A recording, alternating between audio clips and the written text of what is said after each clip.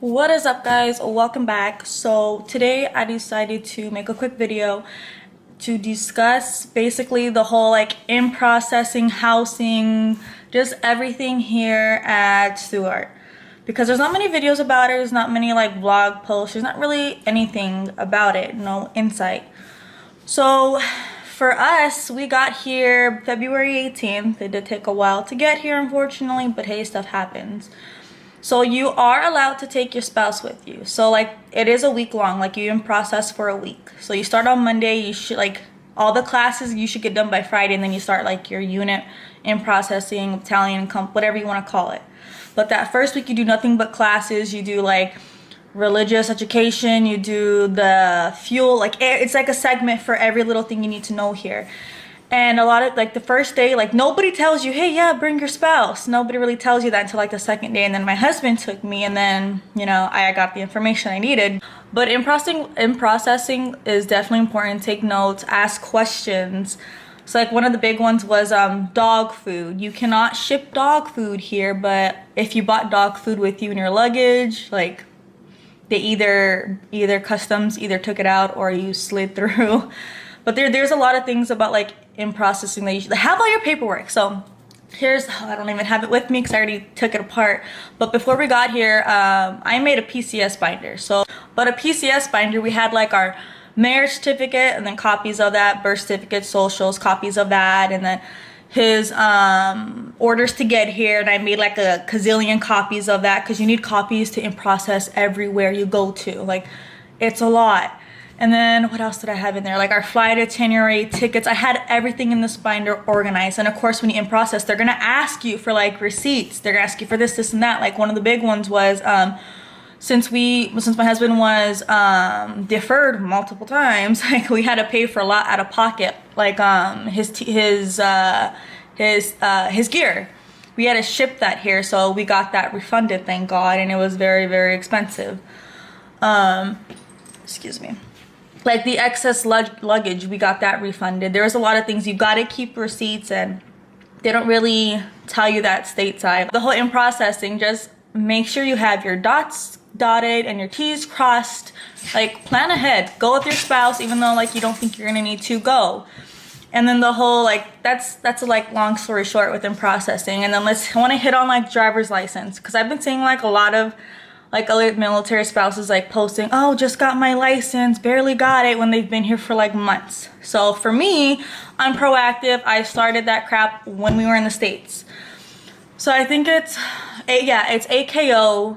So there's a training and then the actual test you can take online. So we did that online, and then all we had to do was get our money order, take it to the I'm gonna say the building number wrong. I'm not gonna even say it, but we took it to where we got our license at. And you get a paper license first, and that's good until they send you your actual legit license. And the paper license, it took us no more than, I would say, 30 minutes for the both of us. And we got our physical license 2 weeks later in the mail. And it was super easy, so I don't understand why a lot of people are hesitant towards getting here. It's not hard driving, and yeah, I got lost the first time because GPS got me lost, and it was a big fiasco. But it's not hard. It's just the States, except it's kilometers, of course. The roads are a lot narrow. I don't know what this dog is doing, but oh my goodness, it's not hard. So that's why I don't understand why people take their time getting your license. Once you get it, go out, explore. So that was the whole my thing with the driving license. Another big thing that I would definitely like to hit on with having two dogs who are my children, of course, is the whole getting paperwork for them, getting everything.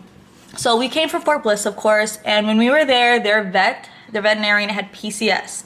And a lot of the vets in El Paso couldn't do what we needed, do the certain paperwork. So we had to go to Homeland Air Force Base in New Mexico, which was not a great drive when one of my babies, it gets car sick all the time. But we went there, had to get the paperwork. And when we got here, you have to in process everywhere, meaning you have to go to the passport office, you have to go to the fields, you have to in process literally everywhere, and it's crazy. But with the vet clinic, we went, turned in our paperwork, and this is the one thing I do not like here is, of course, the vet clinic and the boarding situation and the dog groomers. And if you're a dog mom, like, I'm gonna apologize now. But the vet clinic, we basically turned in our paperwork, and then they sent us like a welcome email. And if they're not kennel trained, start working on that now. So my husband, he found out we were coming to Germany last March. So we were supposed to come here in December. So the March prior is when he found out. And I got the kennels like a week after he found out, started working with them, got them trained. They like kennels. They actually like the doghouse now. So that worked out in our favor. But then one of the big things is they do have a duty bus here. Well, all installations do have a duty bus, majority of them. But this one, they let not only like the service members, but the family members take it, because we live on Robinson. I already told you guys that. But so I'm gonna use my hand. So there's Panzer, Patch, and then Robinson's far, and then Callie's like over there. So there's a duty bus that goes to all of them. And so basically you can get like, a lot of the times families have like one car because it's expensive to bring 2 cars here. So like the bus can help you go to the commissary or go to the gym, or like if you have an appointment, it can take you to your appointment, because the health clinic is on Patch, like it's not everywhere. So that's one of the big things that I do like here. As far as housing goes, so let's go to housing now. Housing was just a nightmare. So you have to live on base here. So we went to housing, and they gave us 5 keys right then and there. Like, go look at these. If you like one, take it. So we got 5 offers on Patch. They were disgusting. Like, when I say disgusting, like, there was kids crap everywhere. Like, there was shoes, there was trash everywhere. Like, in the stairs going up, like, there were cigarette butts like on the stairs. Like, no. But when I saw that, I was like, nope, don't bother looking. I'm not gonna live here. And the 5 that they gave us to, like, the buildings are like, one building's right here, one's right here, and one's right here. So like they were all together, and I was like, I'm not gonna live in this one, because like it was just disgusting and bad experience. And then so we said no to all of those 5. And then we went back the next day. They gave us 2 more to Robinson. And the first one was actually in the building across from where we live now. That one was okay, but I personally didn't like the carpet. I don't know, I just didn't like it. So like I was saying, this is the second one we saw here in Robinson, and my husband loved it. And it was basically like, we saw everything else, so we needed to take it because we needed a place to live. So we got that, and we got that on, I believe, a Monday or Tuesday. We went back and told them like, hey, this is the one we want.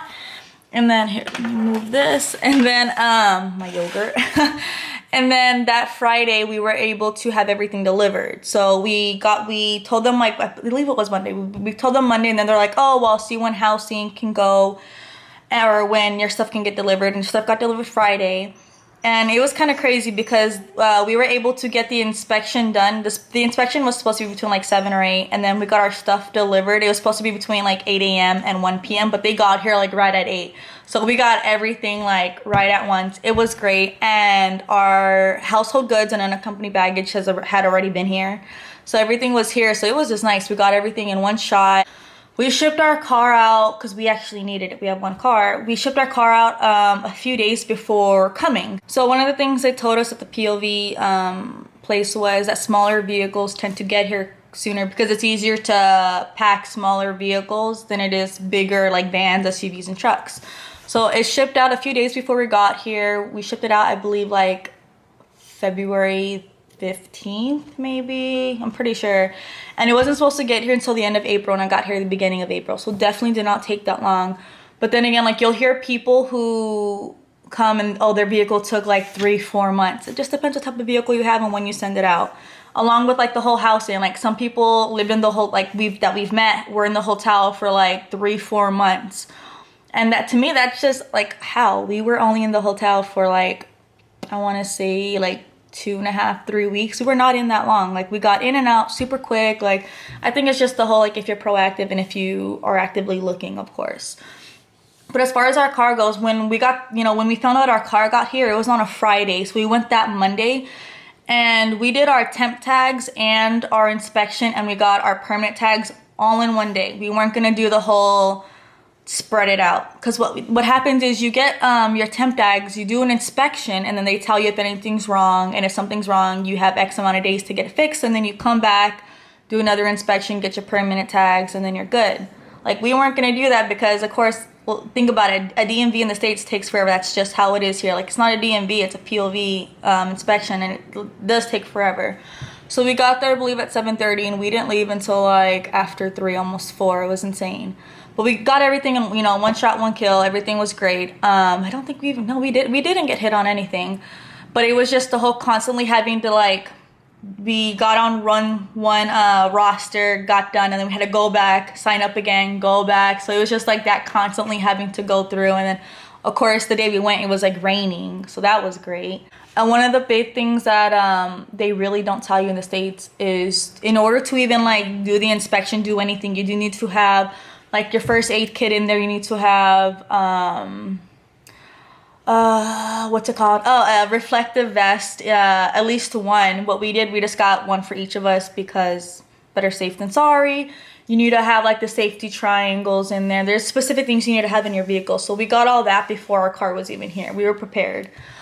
Get used to the hours. The hours here are definitely different. Like the commissaries, the exchange, like everything's just very, very different here. And it's not hard. You just got to adjust, of course. And you can see my dog in the back, because that's their couch. That's Hera. And then I don't know if you can see. Nope, that's the chair. Well, Hunter's behind it. So that was, you know, there's just, you have to adjust. It takes time, of course. One of the big things I do now, if you are coming here, is there's an app. The US AG Stuttgart app. Get that app. Like, it has everything you need. You don't need to go on Facebook. You don't need to do all these, like, join all these groups.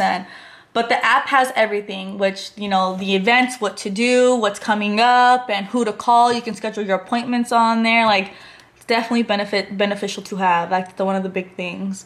Another thing that I just want to throw out there is it's very I wouldn't say like pet friendly on base, but there's a lot of dang dogs here, like a lot.